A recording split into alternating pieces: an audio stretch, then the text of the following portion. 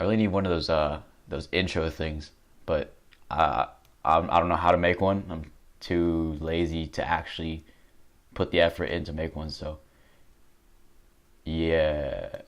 Alright, what's up guys? We're back with another video, and this time we're going to be talking about making layouts for like a map or any city sort of thing. Someone asked this in like the comments before. I just never really got to it until now. So yeah, that's what this video is going to be about. First thing we're going to do is obviously insert a part and put that here. So normally when I'm building like a layout for something, well, there's two things. So the very first thing I always do is I make like a little thing right here, 4 by 5 by 1. This just represents like the like the character, and that's what I use to base like the perspective and all that stuff off of. So I always have this, and I just drag it around, use the same one. Sometimes like I don't know, I just copy paste it. I just have it around so I can tell like what something looks like. And the other thing is I like color coding. You'll see that later as we go along in the video, but I like color coding my stuff because it helps me determine like what buildings you can walk into, what's gonna be like a wall, stuff like that. So for now, let's just start with, I feel like, alright, hold on, let me cut to some concept art because right now I actually have no idea what kind of map I actually want to make. I just want to make this video, so I'll be right back. Alright, so I'm back. I just looked at some concept art. I guess I'm going to be making like one of those marketplace kind of things, so it's all crowded and stuff. I don't know. I just like that feel right now. And maybe we'll put some sci-fi stuff into it. So first thing I'm going to do is actually I like using these things called mesh parts. Hold on. So I just go to workspace right here, insert object. It should be mesh part. It just looks cool to have, and I mean I don't like it with all those little tiny grids. So the way you change that is you change the material. I forgot which one is like the good size. Concrete is like a good size. You don't want them to be like, no, honestly this doesn't really matter. It's just I just like having this look to it. So you can do what you want, but this just looks dope. So I'm gonna have this, and I always want to pay attention to the size of the brick here, and always compare it to the little the character brick that you made, because you don't want it to be so goddamn big that like there's like a million what do you call these things, studs of open space, and that just makes a bad map, especially for like something that's like close combat. Oh, actually, yeah, this is for my new game Crossfire, probably coming out at the end of summer, around there. And it's like a first-person shooter. It's fast-paced, close quarters combat mostly.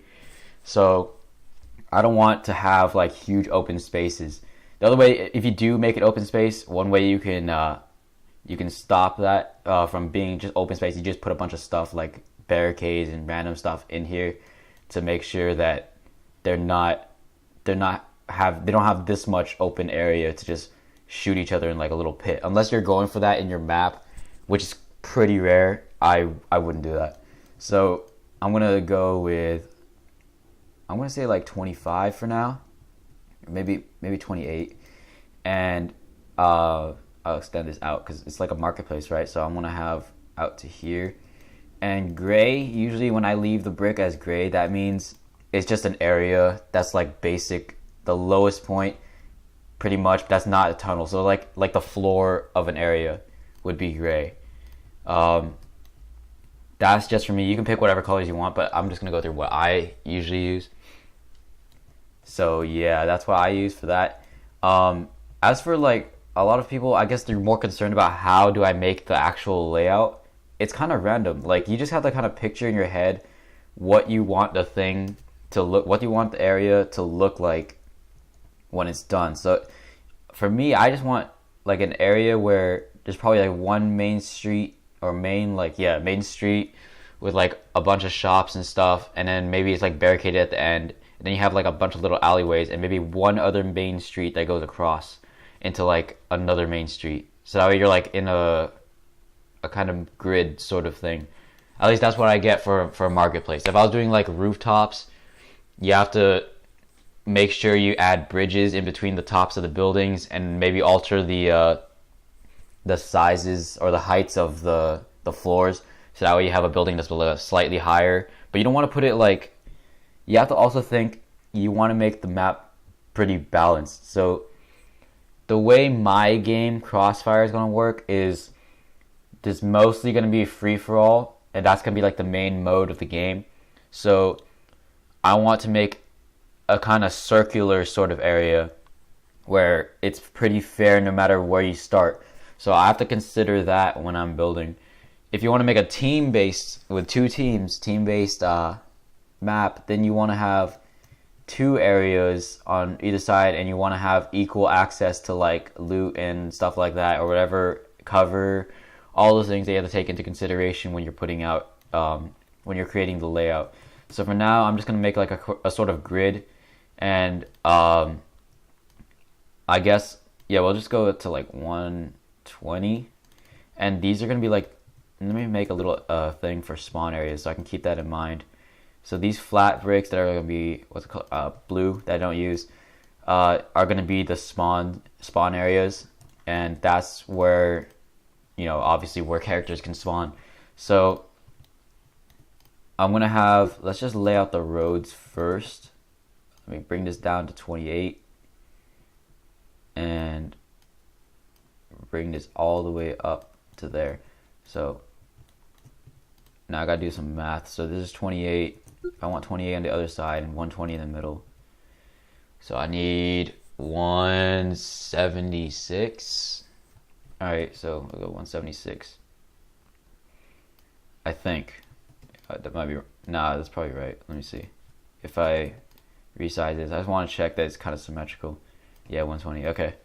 So after I do that, I'll just copy paste this to this side, and now I already have 4. If I just made this as the straight up layout, it'd be a really small map and really trash map. But if I just made this alone as the layout and put like, let me put these spawns out here, then I already have 4 equal starting points.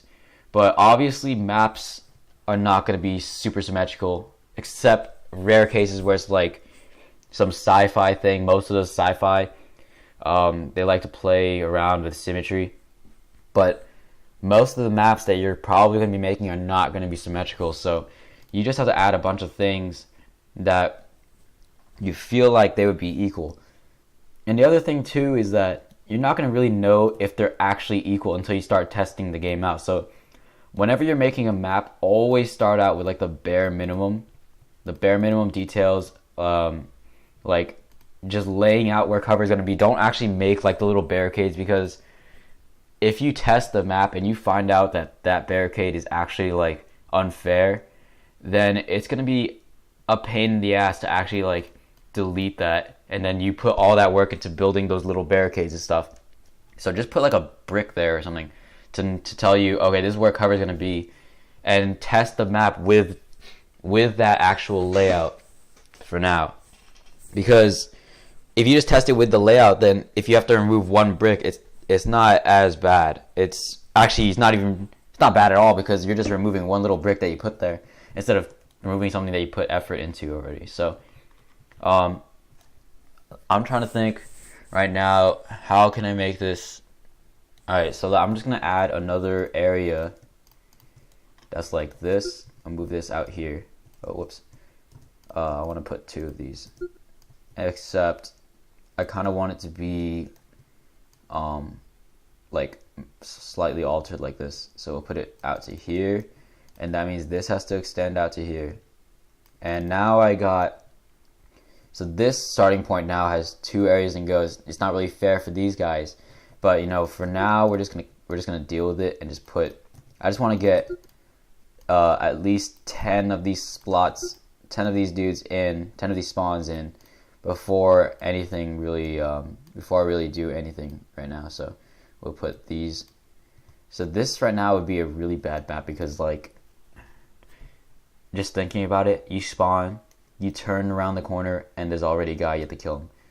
I kind of like how it's like fast paced, but I don't want it to be that fast paced. So the way you can change that is you have to give your players options to move around in. So you can make like little alleyways that they can all move through, and then you have less of a chance now.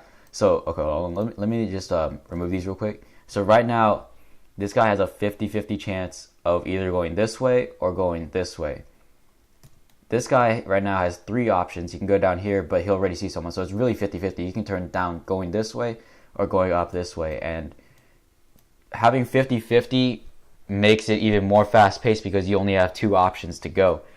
If you want to make the game last a little bit, just a little bit longer, you add in like these alleyways, because now this guy right here can move. He can either go straight down to this guy, go through here and meet this guy over here possibly, or this guy can go straight. So there's like a chance they won't even see each other, or go back here and probably gonna see this guy. So you want to add like little alleyways where they can go. And I think instead of adding just a straight up alleyway for this one, I'm gonna add an actual area that they can walk in, which I color green, so that way it's like a little. This is like a little shop that they can walk through or something like that. And anything that's red is a building that they can't walk into, and dark red for me is a wall that's just straight up just a wall on the edge of the map. That's kind of rare, but like there's some cases where you're gonna have to have just a wall, so that way they can't walk in. And you also gotta remember that you're adding in, you gotta add like these little doorways in. So I just resize these. Right now, this is about as bare minimum as it gets. I'm gonna add 2 doorways to this. So this one I'm already imagining. I probably have the wall like broken down here. Maybe have like a cover extending on this side or something. I don't know. Right now, let's just keep it basic. Let's just add like a wall and right here, and that's gonna be broken down. So this is like a broken down area. That's like a wall that's probably been burst down.